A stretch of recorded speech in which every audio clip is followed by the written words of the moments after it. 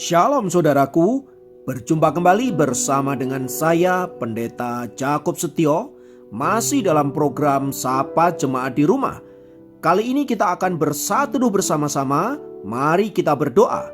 Bapa kami rindu, firman-Mu sungguh memberkati kami, dan biarlah melalui renungan firman itu, kami semakin dikuatkan, diteguhkan di dalam pengiringan kami akan Engkau.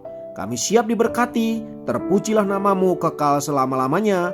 Dalam nama Yesus kami berdoa, haleluya, amin. Firman Tuhan kali ini terambil dari Efesus 5 ayat ke-22. Efesus 5 ayat 22 berkata, "Hai istri, tunduklah kepada suamimu seperti kepada Tuhan." Saudaraku, setiap kita tentunya memimpikan sebuah rumah tangga yang diberkati oleh Tuhan, penuh damai sejahtera dan sukacita. Tapi sayangnya, hal itu seringkali hanya sebuah impian belaka dan tidak pernah terwujud dalam kehidupan berumah tangga kita. Mengapa hal itu terjadi?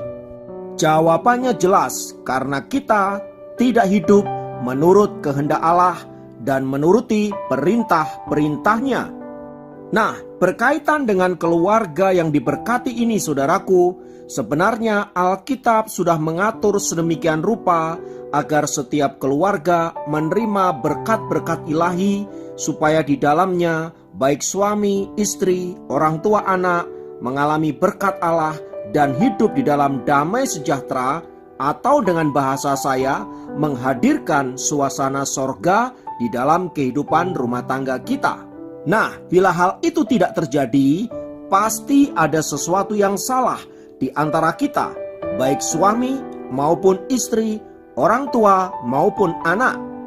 Sebab jika masing-masing anggota keluarga, baik itu suami, istri, orang tua maupun anak, mengambil peran dan tanggung jawab mereka masing-masing sesuai dengan firman Allah, saya sangat-sangat yakin keluarga itu diberkati oleh Tuhan. Nah, berkaitan dengan fungsi dan tanggung jawab itu saudaraku, secara khusus firman Tuhan kali ini membahas tentang tanggung jawab dan peran seorang istri di dalam rumah tangga. Dalam Efesus 5 ayat ke-22 itu dikatakan dengan jelas bahwa, "Hai istri, tunduklah kepada suamimu seperti kepada Tuhan." Kalimat ini jelas kalimat perintah yang radikal, sebab ketertundukan istri kepada suami diibaratkan sama ketertundukannya jemaat kepada Tuhan. Lalu mengapa perintah tunduk ini begitu penting bagi seorang istri sebagai sebuah tanggung jawab di dalam rumah tangga? Saudaraku, rupanya perintah untuk tunduk bagi seorang istri kepada suami ternyata tidak hanya dicatat di dalam Efesus 5 ayat 22 saja, melainkan beberapa ayat yang lain. Contohnya di dalam Kolose 3 ayat yang ke-18, di sana dikatakan, "Hai istri-istri, tunduklah kepada suamimu sebagaimana seharusnya di dalam Tuhan." Kemudian di dalam 1 Petrus 3 ayat yang pertama juga dikatakan, "Demikian juga kamu, hai istri-istri, tunduklah kepada suamimu, supaya jika ada di antara mereka yang tidak taat kepada firman, mereka juga tanpa perkataan dimenangkan oleh kelakuan istrinya." Dengan 3 dokumen ayat firman Tuhan ini saudaraku, jelas sekali bahwa perintah untuk tunduk bagi seorang istri adalah mutlak. Lalu mengapa perintah itu diberikan Allah kepada seorang istri? Saudaraku, perintah tunduk ini sebenarnya ada keterkaitan dengan kecenderungan seorang wanita yang tidak mau tunduk kepada suami dan cenderung ingin menguasai suaminya. Dengan kata lain, kecenderungan wanita bukan tunduk melainkan nanduk kepada suaminya. Loh, kok bisa begitu? Nah, disinilah poinnya. Coba kita mundur ke belakang pada peristiwa kejatuhan manusia ke dalam dosa. Allah telah memerintahkan Adam agar ia dan istrinya tidak memakan buah pengetahuan yang baik dan yang jahat. Dikatakan dengan jelas, apabila mereka memakannya, pastilah mereka akan mati.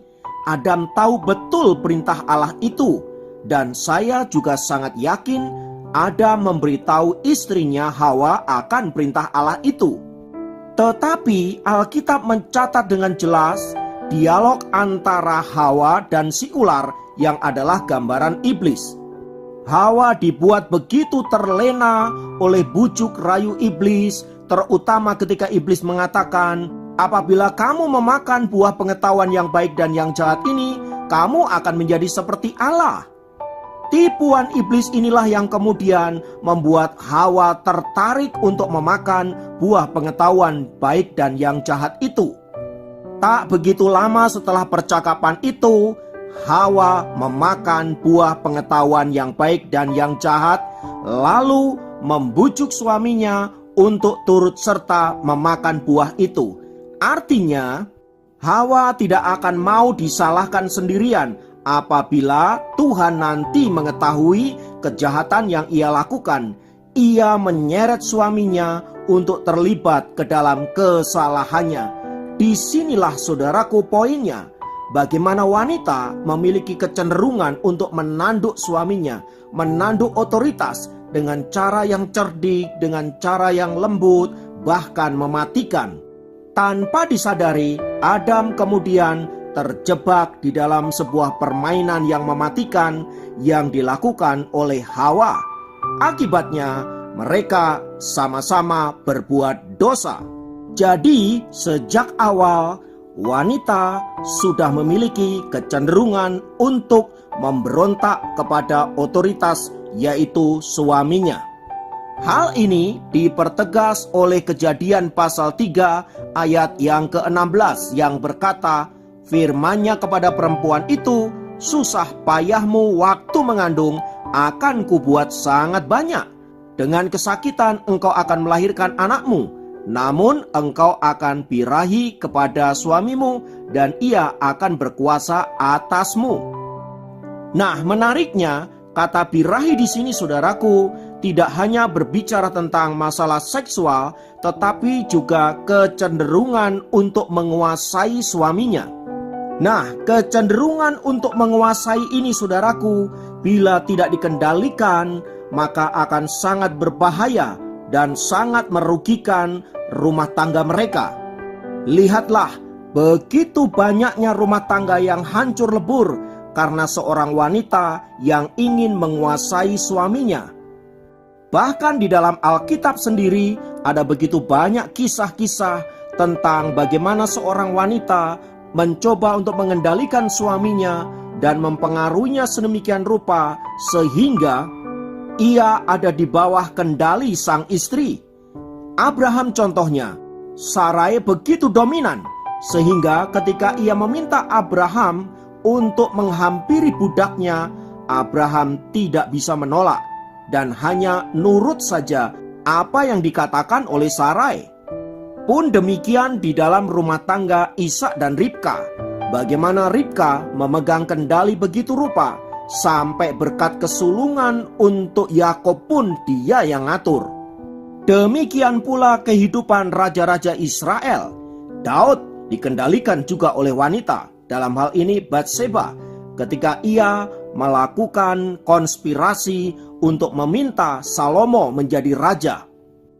Pun demikian kehidupan Salomo anaknya.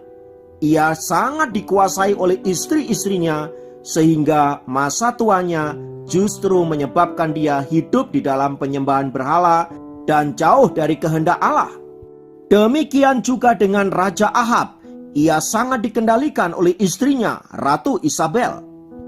Dan masih banyak lagi kisah-kisah yang sama di mana seorang wanita, seorang istri menguasai dan mengendalikan suaminya sedemikian rupa untuk keegoisan dirinya sendiri yang menyebabkan kerugian dan kehancuran di dalam rumah tangga, bahkan bangsa dan negara. Karena itulah saudaraku, tepatlah firman Tuhan mengatakan agar seorang wanita atau seorang istri tunduk kepada suaminya seperti kepada Kristus.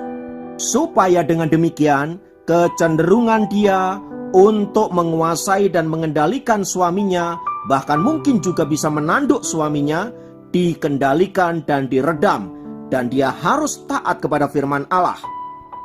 Bahkan Rasul Petrus tadi menjelaskan agar oleh ketaatan si istri atau wanita itu, suaminya hidup di dalam berkat-berkat Allah.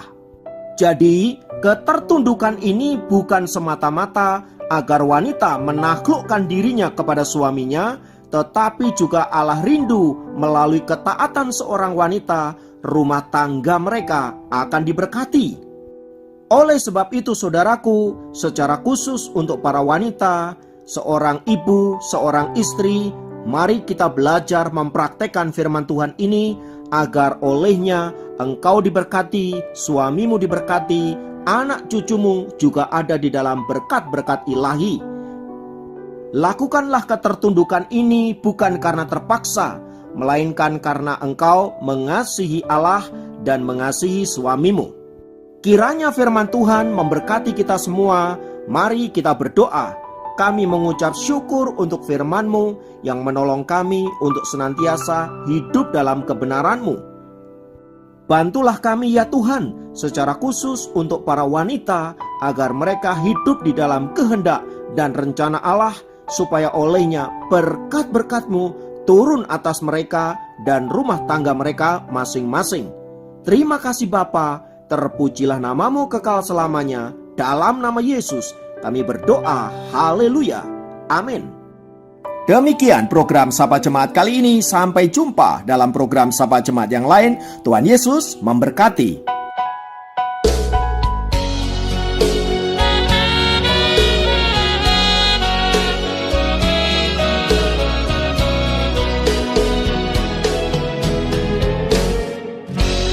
Indah rencana-Mu Tuhan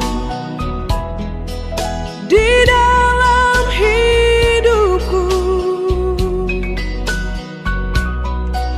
walau ku tak tahu dan ku tak mengerti semua jalan-Mu. Dulu ku tak tahu Tuhan,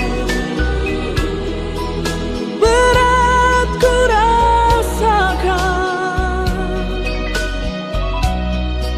hati menderita, dan ku tak berdaya menghadapi semua. Tapi ku mengerti sekarang,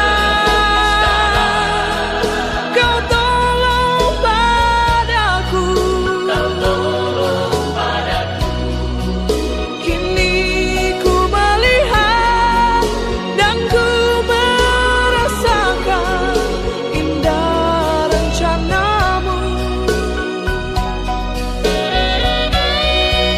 Tapi ku mengerti sekarang, Kau tolong padaku. Kini ku melihat dan ku merasakan indah rencana-Mu.